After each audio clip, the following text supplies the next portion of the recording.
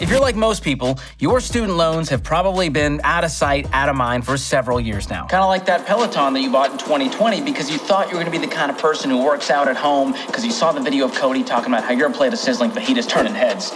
Is that fajita plate still sizzling? But folks, the jig might finally be up for your Peloton and for your student loans. And what I mean is those of you waiting on President Biden's student loan forgiveness could be in for a rude awakening later this summer. You see, the Department of Education has issued guidance to student loan companies to begin collecting payments again come September of this year. And I know, some of you are thinking, well, they'll just keep kicking the can down the road like they have been with every other deadline the last few years. But it could actually be for real this time. Like, for real, for real. So we're gonna get into the juicy details on what's been happening with student loan repayment right after we talk about the other person you owe something to.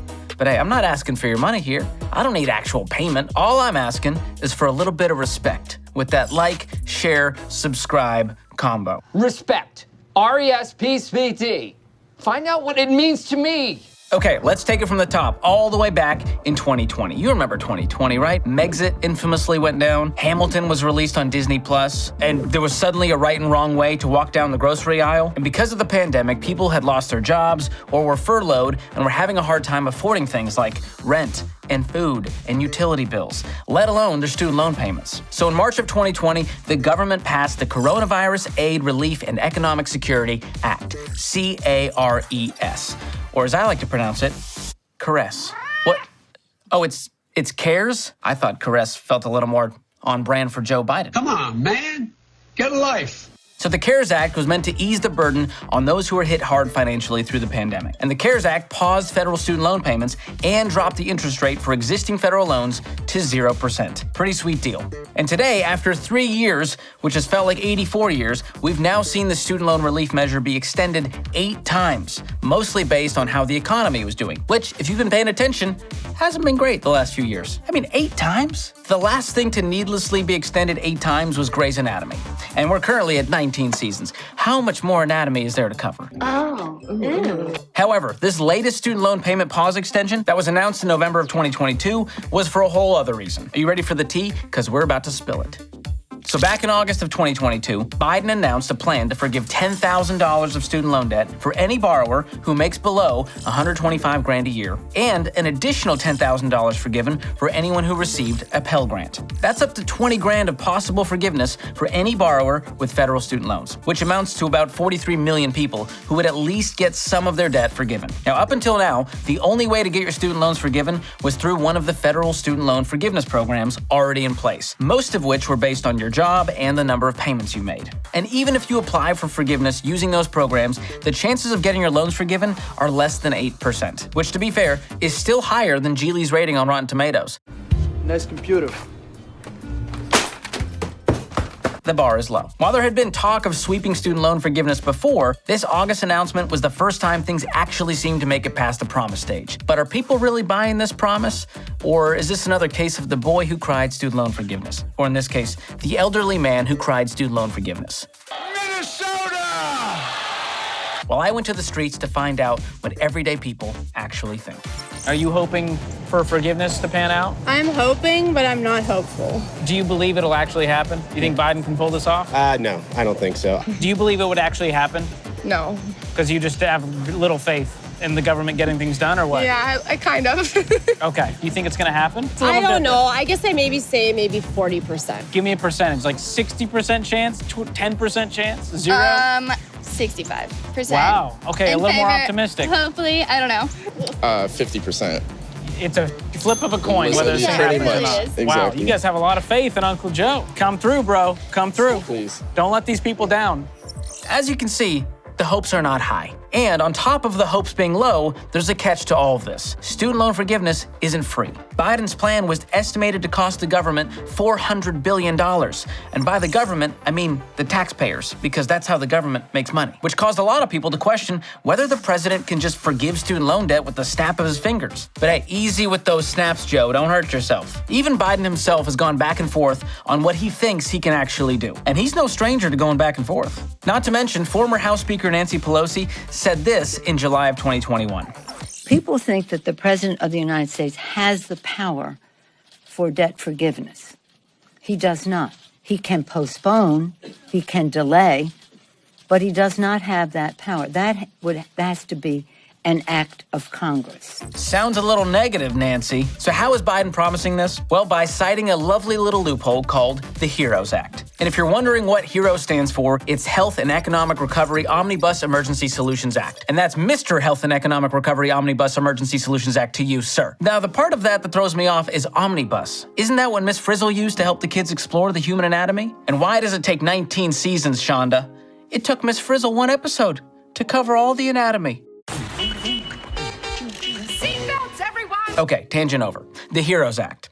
So the HEROES Act was created after 9/11 to give student loan relief to those serving in the military. Great cause. And it allows the Secretary of Education to, quote, waive or modify any statutory or regulatory provision applicable to the student financial assistance programs to help borrowers during a national emergency. Now, that was a lot of highbrow mumbo jumbo, but basically it just means that the Secretary of Education can make changes to the federal student loan program if it will help borrowers get through a financial crisis. So that's Biden's loophole here. But what changes can actually be made? Well, that's up for debate. Kind of like if Kid Rock's music is actually music or if it should legally be considered noise pollution. In fact, the HEROES Act has been used in multiple ways over the years, including this very student loan payment pause I'm talking about right now. So if the HEROES Act is flexible, then what's the problem here? Well, enter a little something called the Major Questions Doctrine. This states that any interpretation of a vague law that would cause a major economic or political impact needs to go through Congress. And I think we could all agree that $400 billion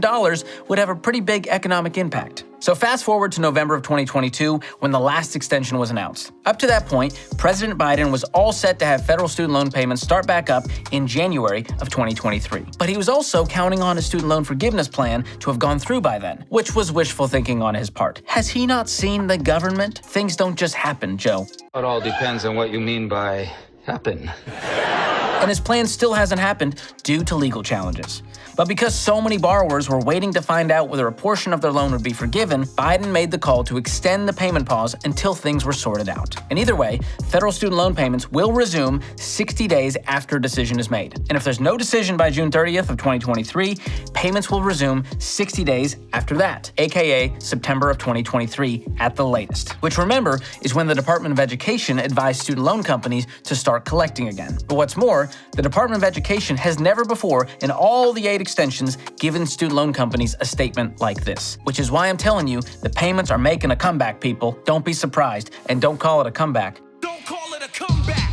I've been here for years. So it won't be long before your student loan payment is in your face and coming out of your bank account once again.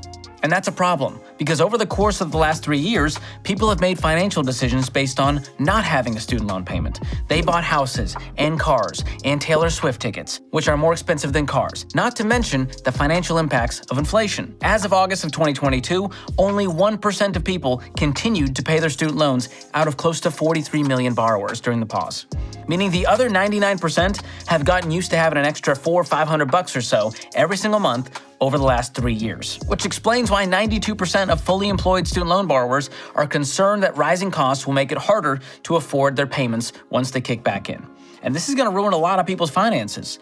But hear me say, it doesn't have to be that way. So if you've spent the last 3 years waiting on the sidelines, waiting on forgiveness, neglecting your payments, what should you do now? Well, first things first, start paying back your student loans now. I know, you may still be asking if you should wait on forgiveness, but think about it this way. The average student loan debt in America is over $39,000. And that's just the average. Some of you have way more than that, which means even if Biden's forgiveness is approved, $10,000 might help, but it's not going to get rid of your debt completely. Heck, it might even just be a drop in the bucket for some of you. Now, I gotta say, I wish you had kept making payments the last 3 years at 0% interest. That way, your entire payment would have gone directly to the principal, knocking down those student loans and getting rid of them faster. And if you're wondering why it's such a big deal to pay back your loans as quickly as possible, let's look at the math. If your student loan is around the average of $39,000 with a monthly payment of about $400 at 5.8% interest, and it takes you 20 years to pay your loans off, which is the average amount of time it takes borrowers, you will have paid over $94,000 in total payments on a loan that was $39,000 at graduation. That means you paid $55,000 in interest. That's more than the original loan was. In interest. Are you punching a hole in the wall yet? Please don't. You can't afford the drywall repair because of the student loans. So figure out how you're going to fit your student loan payment back into your budget. which means you've got to be doing a budget to begin with. Next tip, make sure your loan servicer has your correct information.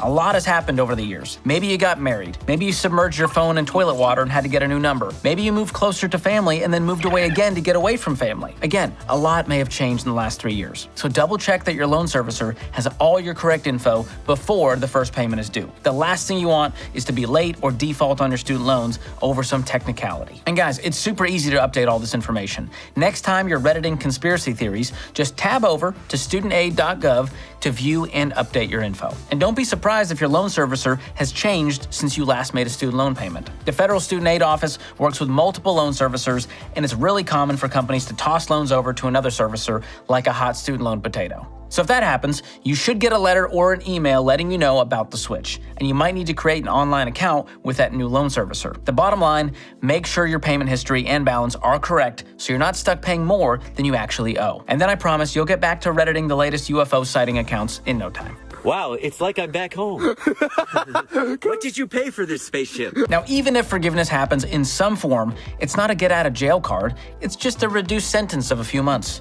Yeah, that's great and all, but you're still in jail. Your payment might go from $400 to $350, but it's still another payment weighing you down and holding you back from building wealth. Now, either Biden will forgive student loans by the end of the year, or it'll be decided in court. We don't know. But one thing we know for sure is this: nobody should plan their future around promises made by politicians. Waiting on the government to fix your life is like waiting on Subway's seafood sensation subs to come back. It's not gonna happen, and even if it did, it's gonna get messy and smelly, and it might burn a little, which the burning will subside, but the regret will not. So you can take control of your life, of your situation, of your financial future. You don't need to be a slave to the headlines wondering will they or won't they. What we know is the current student loan forgiveness program is an epic failure, and politicians will continue to make big promises and campaign on student loan forgiveness as long as there's elections to be won. But I wouldn't be holding my breath about anything happening that would improve your financial situation. It's like the last episode of the TV show Lost. It's going to take a whole lot of time to get there, and it's going to leave you sorely disappointed. By the way, did we figure out what happened there? Were they dead the whole time? Was the island even real? Was it all in their head? Was it like an Inception thing? And was Richard wearing eyeliner? I have a question. Where did he get eyeliner on the island? You okay? What happened? Anyways, if you're one of the 43 million borrowers carrying student loan debt, this part is for you. You're not carrying this debt much longer if I've got anything to say about it. You're gonna pay that bad boy off. And I tell you that out of confidence because I did it. I was able to pay off $36,000 in student loan debt 10 years ago using a method called the debt snowball. And most people who follow the debt snowball method, they pay off all of their debt in 18 to 24 months on average, which is a whole lot sooner than whatever student loan payment plan you're currently on. So if you want to get started with that, check out my free guide to getting rid of student loans. It's got a ton of tools and resources to help you get rid of your student loan debt for good. And as always, don't forget to hit the like button, hit the subscribe button to get more content like this, and share this with a friend who thinks student loans will always be dragging them down, and give them some encouragement.